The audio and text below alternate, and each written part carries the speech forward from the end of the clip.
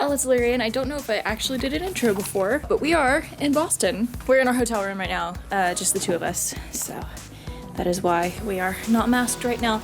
We just got back from walking around. We've been trying to get our bearings and get a sense of just how busy things are, or rather aren't right now. We flew in yesterday. We left New Orleans at just about 2 and landed sometime between 5:45 and 6 Eastern here. Came straight to the hotel, went and grabbed dinner somewhere, came back. We ate at a little restaurant called Tavern in the Square, which was very, very good. Great first place to eat. And then we kind of just crashed in the hotel room. We woke up probably later than is normal for the both of us and later than we meant to, but we were jet lagged. We went out to East Boston and walked around for a little bit. Got lunch at, what was it? Kelly's Corner Pub? Kelly's Square Pub, which was also very good, but the helpings were huge. He ate a slice of his pizza, and I got through not even a half of my calzone. Calzone was like the size of my head widthwise and bigger than my head lengthwise. Lengthwise? Came back here with our leftovers and realized as we were trying to decide what else to do that a lot of stuff closes early and is still closed because of COVID. We have realized that if we want to get anything done, we need to get an earlier start and just knock it out in the first half of the day. Tonight, we're actually getting to have the first play session for our friend Hannah's new Greek-themed Pathfinder campaign. That should be interesting. I am playing a Fey-touched Hexer changeling witch with a Viper familiar. Her name is Calliope, and the Viper is... I cannot remember. Kefalon? Kite? It starts with a K. I keep forgetting what it is, but it's a Greek term that means torchbearer. We'll be playing that for however long tonight and just kind of hanging out and hopefully getting to bed at a decent time so that we can get up at a decent time because we are planning to walk the Freedom Trail tomorrow. Kind of the go-to Boston experience, but we're both history nerds. So we're excited to do it. We're gonna go to wherever they say to start and just walk the full length of it, and whatever else we see along the way, any interesting restaurants or shops, we'll stop a couple times. Apparently just walking the trail is about 90 minutes, but if you stop and actually look at all the different sites, it can take an entire day.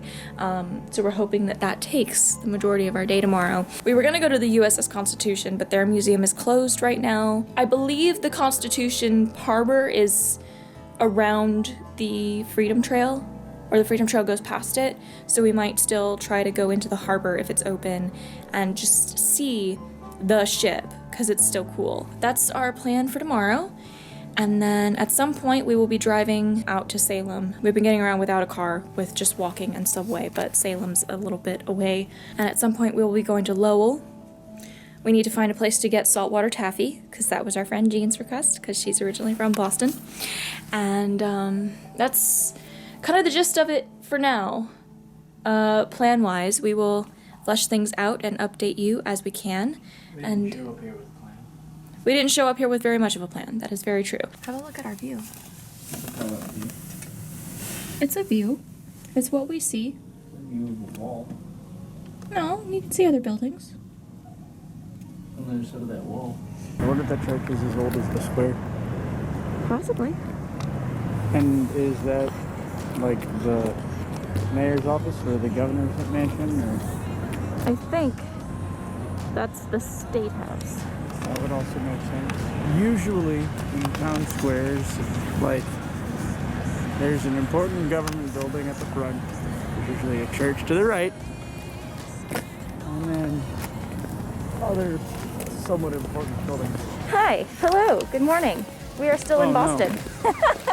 We are, I'm gonna speak a little loudly because I'm wearing my mask. But what?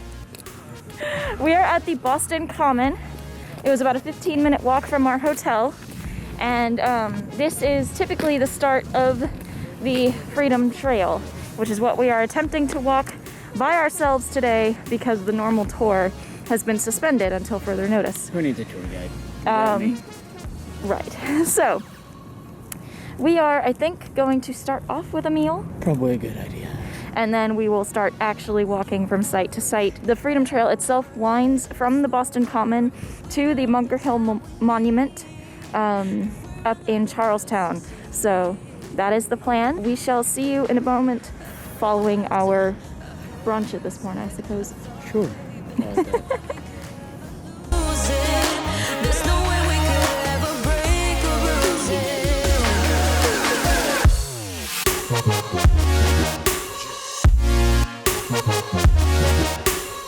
That's where you keep winding stairs down into the depths and some dark ancient secret. Yeah, great old one. I like the ram heads on the railings. Yeah. And the CCCC XII. Well, that's 12. Yep. That's 1,000. 1,000. That's 500, yes? So, 1912. Yep. Hey! Erected in 1888 by the Commonwealth of Massachusetts in honor of those who fell at the Boston Massacre. I would presume that's a representation of liberty. Yes.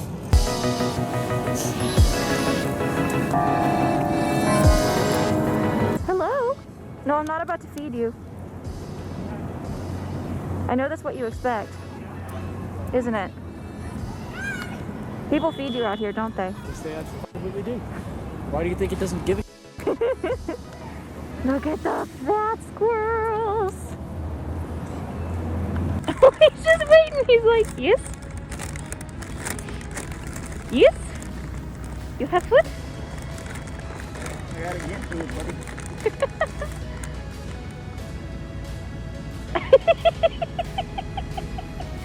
Oh my gosh.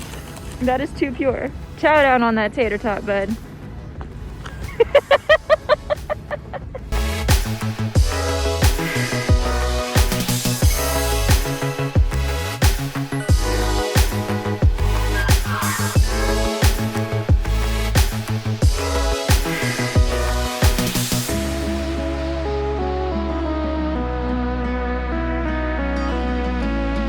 So dumb. Wait.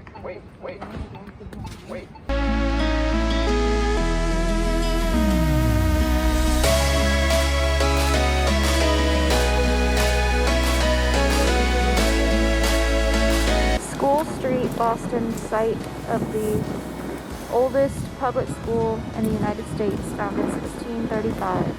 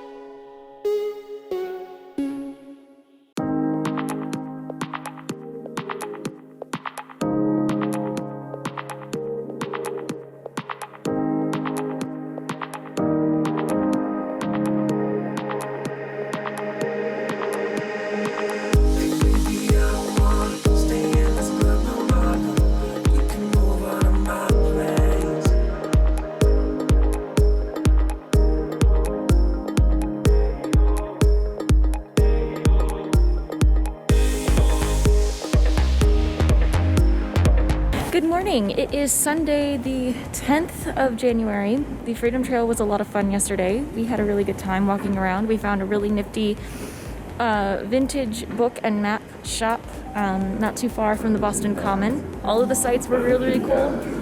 We ended up walking a little bit over 7.5 miles yesterday. We also stopped for dinner at the Night Shift Brewery Tap Room at the Lovejoy Wharf, and it was amazing. Today we are heading to South End to go see the Vintage Market, and we're going to be grabbing some lunch before we do that. But right now we're waiting for the subway, and we will check in South End.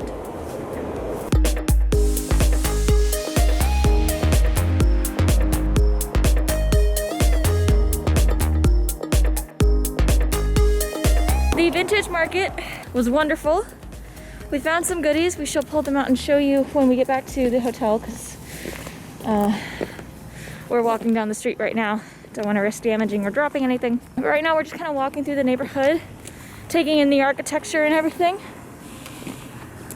It's a very lovely neighborhood. We may go over to the game shop out in the Cambridge neighborhood.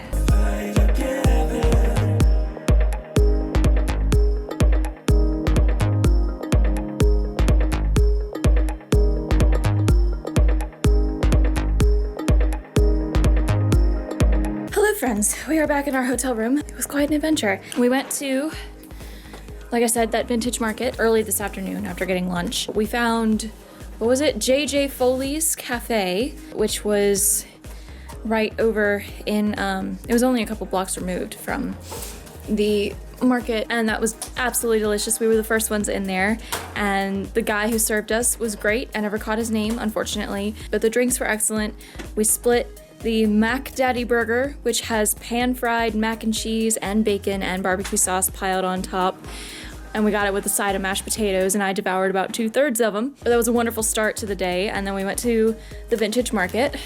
I'm gonna show you the goodies that we got. First, Chris found this lovely, lovely pin that is actually from Scotland. And he said that he is probably going to switch it out every now and then as his kilt pin. It's a beautiful, beautiful design. It looks like a blade with the Tri-knot? Celtic knot? the triple knot. There's another term for it that I can't think of right now. I'll pop it on screen in text for those of you that are curious. And the stone looks to us like what is technically now the birthstone for October, because opal got phased out in favor of something that actually looks like a gem. Personally, I prefer opals, but the guy, when we purchased it, said that this was actually amethyst. Nonetheless, it's beautiful, and it's gonna look wonderful on his kilt. We also got a lovely ammonite specimen. This is a whole one, obviously. Oftentimes when you purchase them, they'll actually have been sliced in half so that you can see the effect on the inside as well. But we went ahead and got this one. It's really pretty. There's a lot of like red tones in there that he and I really, really like. And then what is probably going to be my pride and joy for a very long time. This is one of the first things we saw, and I took some time to walk around before going back and deciding to go ahead and get it. This is Lady Pamela. Look at how beautiful she is. They even silvered the side of the mirror that faces her. I'm very, very happy about her. After that, we walked through the South End for a little bit, and then we went over into the, what I think is the Cambridge neighborhood, and found a game shop called Pandemonium Books and Games. It was a really great shop. They had all sorts of great things. They actually had 2 floors. The main top floor was their science fiction books and a few of their games and a bunch of dice and stuff. And then along the wall down the stairs, I'm sorry. You should look at my face while I'm talking to you. Hello. On the wall downstairs, they had lots and lots of minis hung up. And then as you reached downstairs, that was the bulk of the board games and the minis and the war games and the tabletop RPGs. Firstly, we picked up this Dane Deep Axe. He is a dwarf and he looks fantastic. And I know that Chris is excited to paint him. And then I picked up this pair of Tiefling Sorcerers. I figure this bottom one will be a good stand-in for my character Leari until I get her Hero Forge character. I grabbed a new set of dice. Yes, I know, why do I need more? But I kind of like the color scheme and the design of the dice I use to work with the general aesthetic and feeling of the character that I'm using them for. So I found this lovely set. Here we go. They are a really, really deep, like, blue and green with like a shimmery black. So it's almost like an oil slick, and that combination of colors felt right for Calliope to me. It's very reminiscent of how I imagine Kafstiras to look as well, who is her Viper familiar. And then Chris finally found a figure of Celestine, the Living Saint, from the Adeptus Sororitas, which is from Warhammer 40k. It's actually 3 figures. Celestine is the one in the middle, but it also is Genevieve and Eleanor, who are Gemini Superior. Gemini Superior. The Adeptus Sororitas is his favorite faction in 40k, so he was super excited about that. And we also grabbed this little mini set. It's a cleric and winged cat, but we mainly grabbed it for the winged cat because we have a winged cat in his campaign named Lucifer, who's adorable. So we finally have a stand-in for Lucy.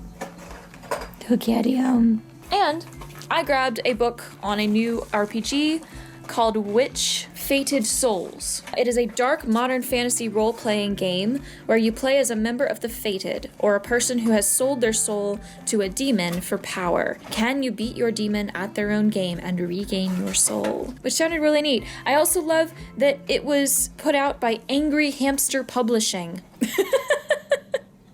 That's just funny to me. I've never seen this one before. We have a couple of game shops in Baton Rouge, but they don't carry as wide of a selection of things as you would find, you know, in a bigger city like Boston. So I'm glad we stopped there. We're gonna relax, get some dinner at some point.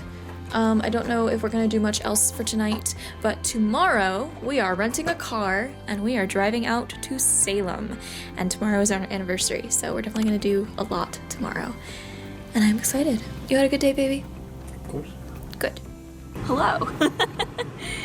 We have rented a vehicle, as you can see, and we are heading out to Salem today. I'm excited about it. I don't know how much footage we'll get of the drive proper. Happy anniversary. Yay! Yeah, today is our 1-year anniversary.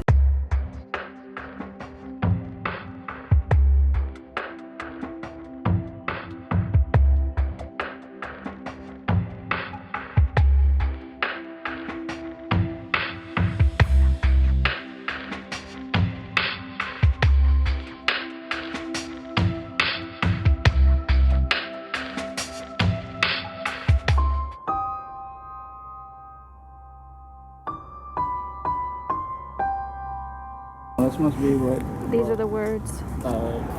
Proctor or Giles Corey said, "To my dying breath, I am no witch."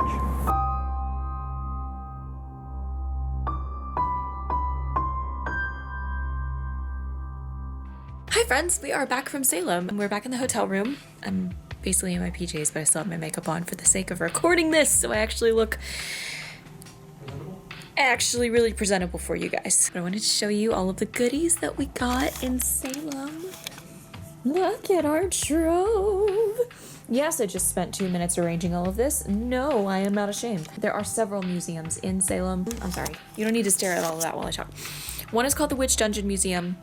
It was closed for the season. It will open again on April 1st. This is something we've had to kind of discover as we've been up here, is that a lot of businesses here in like the far northeast of the US will close down for the winter, and I can imagine various reasons as to why they would do it, and then they open up again once it has warmed up enough into spring. We went to the History of Witchcraft Museum, also closed for the season, but the Salem Witch Museum, These all sound similar, I know. The building itself looks like an old castle or church or cathedral that's been re-outfitted. It's a very large, dark, like reddish brown building with stained glass windows in it. And it's right across from the Salem Common. That was open. We were the only two who went through the exhibits when we did. Both were timed audio presentations. The first one was about 30 minutes and it just goes through telling you the series of events in the witch trials of 1692. And then the second one focuses on things before the Salem witch trials that occurred in Europe, and generally how the perception and personification of the witch has evolved over time. So it went from this evil thing to be feared as far back as the Code of Hammurabi or even earlier, all the way up into medieval Europe, where hundreds of thousands of people, 70% of all of those who were accused and killed were women. Though in some communities, like I think Iceland, men were the larger group. Like they had a tableau with two figures that were dressed in traditional garb of their areas. One was Scottish, one was German, and they had audio. Technically the Holy Roman Empire, based on the timing. Thank you. I've got Peanut Gallery over there. Which kind? One was Scottish and the other was from the Holy Roman Empire, specifically the area that is now Germany. Better? Whatever! Anyway, it told the stories of two women from different parts of Europe and what led to them being accused and eventually executed for witchcraft. It went into, in the 20th century, like obviously Salem happened at the end of the 17th century. The 1950s was when it actually really shifted from people being scared of witchcraft to the point where we still had written laws against it. The Witchcraft Act itself, which is an English thing, it's a British thing, was repealed in 1951 and replaced with something against false mediums, basically. They went into the publishing of The Wizard of Oz, and furthermore, the movie in 1938 was what really started the drastic shift from what we thought of witches in the past and how we see them today. And then of course you have in the 1950s or 60s, the Bewitched television show. There was a big timeline wall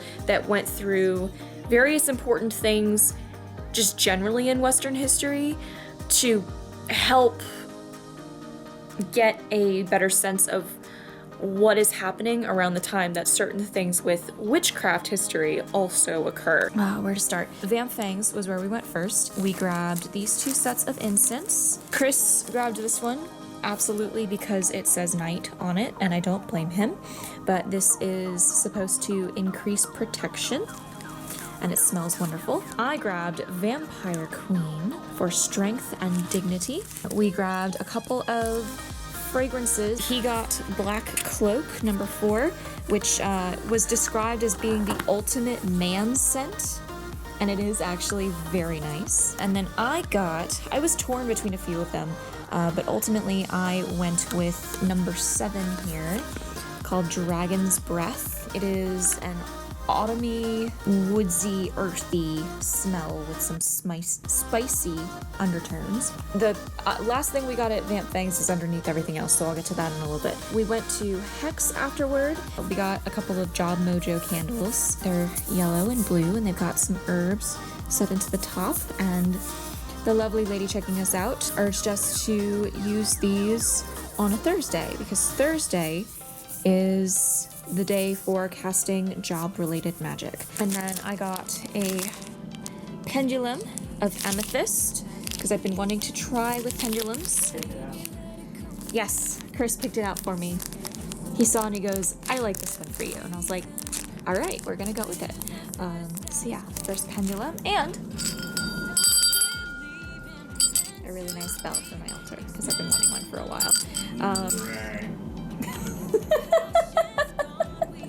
And then, of course, we went over to the Witch Museum and had to get some stuff. A lovely magnet with a pinup lady on it. And we got this. Actually, Everything we got at the Salem Witch Museum gift shop is kind of intended for my mom.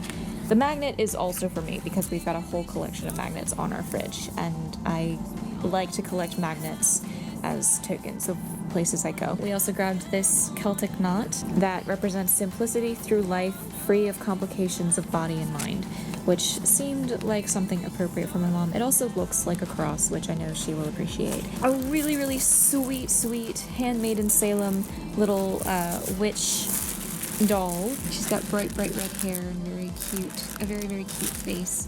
She's holding a sign that says Bewitched, and I picked her specifically because look at the adorable little Halloween print on her dress. It's got a mummy and a black cat, which the cat is adorable. That's the main reason I grabbed it for her, because Mom and I are suckers for cute animals, but it's just so cute. And this is a lovely tea towel for our kitchen. We usually hang some quirky tea towels on the oven and dishwasher handles. Dead and breakfast in, drop dead, delicious home cooking. Stay for a bite. We went by a local candy shop because we were looking for, our friend Jean asked for saltwater taffy.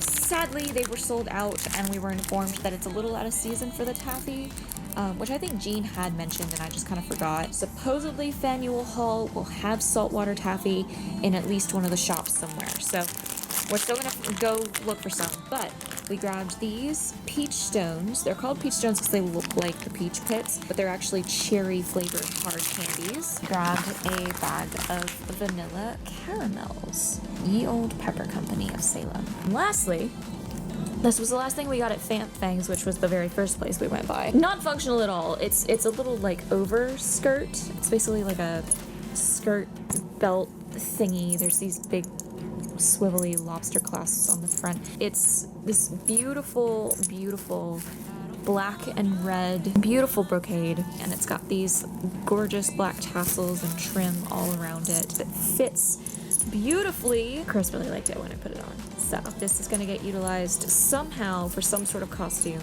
at some future juncture. I have to design some. No, you know what? I know what this will go with. Never mind. Stay tuned for that at some point. Those are our goodies. Wow, my dead battery has been flashing for a while, but it's still going. That is the end of our escapade to Salem. We are going to Lowell tomorrow. 2 more days, friends, and then we fly home. See you tomorrow.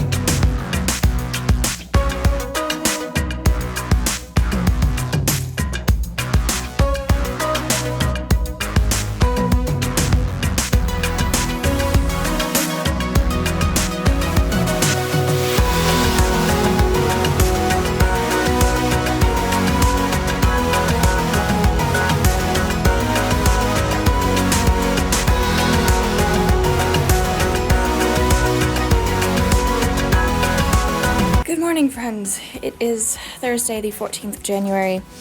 It is just a few minutes before 8 o'clock, and we are preparing to leave. Our flight is at about 10 minutes after 10 o'clock this morning, and we have a subway station right by our hotel, so we can take that straight to the airport, so no trouble there. We're just doing the last bit of our packing and cleaning. Boston, you've been wonderful. I'm sorry that we came in the dead of winter when so many things are closed. Naturally, And in a pandemic, when even more things are closed just because COVID, we will be back at some point that is warmer and illness-free, so we can see you in your true glory. Thank you so much for being so hospitable and so amazing and so wonderful. Be seeing you.